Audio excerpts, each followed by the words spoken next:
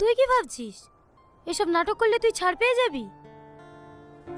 আমি নাটক করছি না সালমা। তোমরা যদি আমাকে মেরেও ফেলো না, তবু আমি শুধু একটা কথাই বলবো, আমি এসবের কিচ্ছু জানিনি।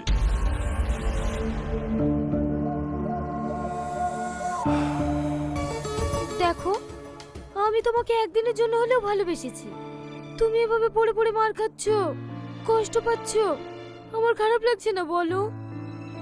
তোমার অ্যাকাউন্ট থেকে এতগুলো টাকা ট্রান্সফার হয়েছে, তার সমস্ত এভিডেন্স আমাদের কাছে আছে। তোমার বাঁচার আর কোনো উপায় নাই। তাই তোমাকে বলছি, তোমার সাথে কারা কারা ছিল নামগুলো করে দাও। আমি তোমাকে কথা দিছি, ফাঁসির হাত থেকে আমি তোমাকে বাঁচাবো।